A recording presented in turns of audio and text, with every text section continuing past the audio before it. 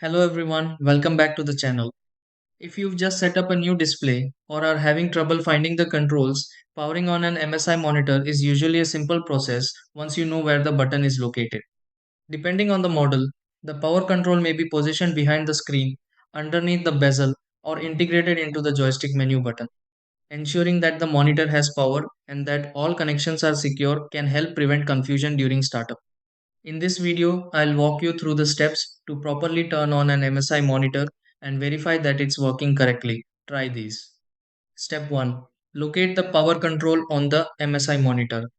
Step 2. Make sure the MSI monitor is connected to a power source. Step 3. Check the display cable attached to the MSI monitor. Step 4. Press the power button on the MSI monitor.